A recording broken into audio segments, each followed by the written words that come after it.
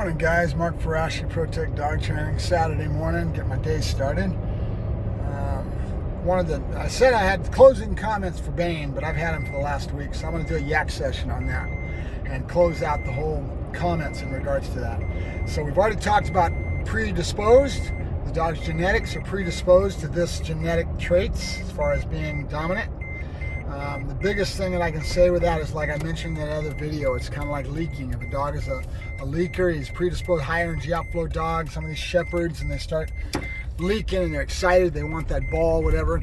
You need to stop that kind of behavior that's hardwired into the dog as far as genetic predisposition, and make sure you work on that stuff early on, be aware of it, and nip it in the bud right then. Mold, shape, and form. And I talked about that a lot when I had Arrow, that my belief is 60-40, meaning 60% is environment, 40% is genetics. But reality and truth is you can't get rid of the genetics. The dog is who he is genetically, no matter what you do. But the difference would have been, if I would have raised that dog, I would have been doing all kinds of things that I normally do within my way of raising any dog. It doesn't matter what dog it is, but I'm always aware of it, and I touch on these little buttons, and I make sure that I do things within our relationship dynamic that are going to steer the dog away from that predisposition, okay? Now, if he does it after that, we've got a problem, because the dog, with even the right raising and awareness and everything, me being a professional, know what I'm doing, the dog still did it, then we got a dog that's, a little bit dangerous. And that's in general. Arrow was dangerous, and this dog is going to need to be fixed, as far as, not fixed, it's the wrong word, need to be managed, okay? Always, and be aware of and cognizant. Will that gentleman not be able to keep the dog? Well, he's going to have to manage that dog's life around this predisposition.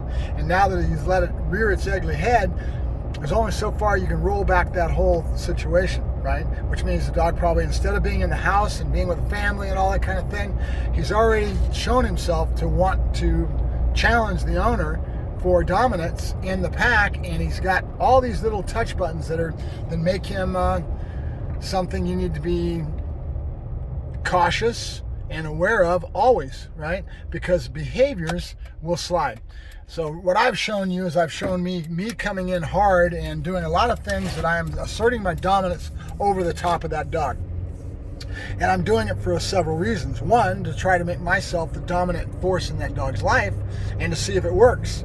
Now remember, you're never going to fix something like this. You're only going to either suppress it and get the dog to respect you more and have it put in line, and then start to manage around it within your environment. But you're always going to have to be aware of the fact that you don't want this to slip back into being a problem. Because if you do, this dog's going to slip right back into you start to loosen up, and you start thinking the dog's a family member, letting him in the house, and next thing you know, he's having the same problems again, right? So you're never going to fix it 100%. Now, the difference between that and a puppy that I would have raised properly and done the right things, I would have had my hand in his bowl right when he was young, grab the bowl, take it away, put it down. All these little things that you hear the arguments. A lot of people say, "Oh, just don't even get near the dog's bowl." Well, if you don't, and you don't do the things that I do, you're not doing the things you need to in regards to asserting your dominance within your relationship dynamic from a young age, which would be handling his paws, making him, you saw me doing with Duque, that little puppy, putting him on his side, handling his paws, making him realize that I'm the dominant force as you're teaching him to be handled. You're desensitizing the dog to this, to where it becomes a part of his life. He always knows this, that you're always handling him this way. You're grabbing his paws, you're hugging him tight. With Bane, I couldn't even get around him and try to hug him tight or do anything, because he would growl and get upset right away, right? And it's because he's been allowed to become this monster, and he's predisposed to this, right? So rolling it back is a lot harder than if you did it when the dog was young. You molded, you shaped that clay away from this predisposition, okay? That's the key in how you raise the animal. So, in other words, there was a post I saw from another trainer who deals with a lot of dogs. He's talking about separation anxiety and how that can get out of control on people because they don't do the right thing, and they foo-foo the dog too much, and they let the dog follow them into the bathroom and all over the house, and they don't realize that their humanization of the animal and their nature as a human to be coddling and to be like you would with your child is not conducive to a dog. It just doesn't work. A dog lives in a different world. His whole psychological makeup, dog psychology, is totally different. And so when you do that with a dog, you make him dependent on you, and he sucks into you to a point where now when you try to leave, the dog starts ripping things up, screaming, yelling, and showing a lot of anxiety, which we call separation anxiety. Well, it's a good example. If you do things right, you never have a dog that grows into separation anxiety because you've been giving him things that teach him to be strong, right? Leaving him by himself in the crate for lengths of time, separation all over the place where the dog learns to be independent and has strength within himself because he doesn't need you, he doesn't suck into you. Very natural for a dog to want to suck into you because in the pack, they live with their pack members 24/7 and they're always there. That's part of their psychological makeup and their hard wiring of who they are. And here comes the human thinking that they can go, oh, my little snookums, and wants to hug and cuddle on them and gives them too much attention and affection. One of the things I told Duque's owner was stop greeting him when you come home.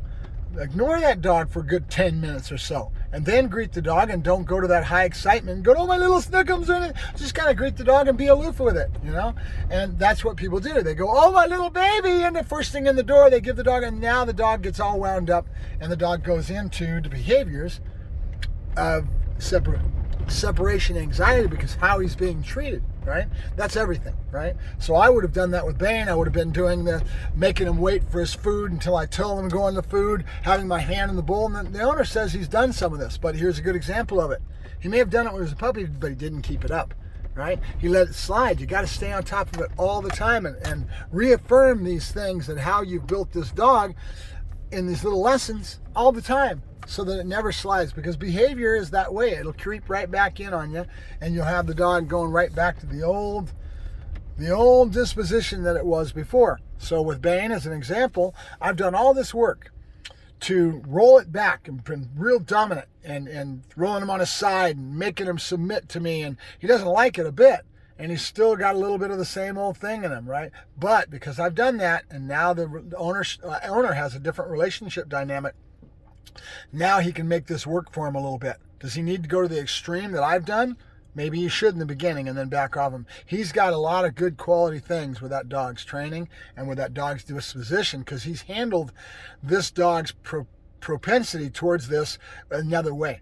He's went towards total food, getting the dog to go to a different state of mind and avoided it altogether, right? But he didn't realize by doing that, you still have a little bit of a monster that's hidden, right? It's still there. So I am the nature in my training. I've been doing this for so many years that I go the other way. And I go the old school way of doing things to a certain degree. Does that mean that I'm not aware of the other way of doing things? No. It just means that every case is different. Every dog is different. Every relationship dynamic that I have to read with the owner and the dog is different, right?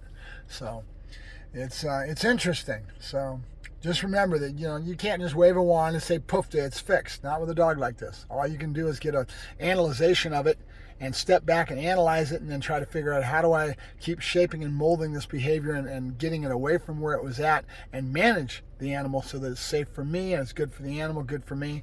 This guy's going to be able to go out and compete with the dog, do all kinds of things, but the dog's lifestyle is going to change. He'll be outdoors in a kennel, he'll be treated differently, and he'll be managed differently, right?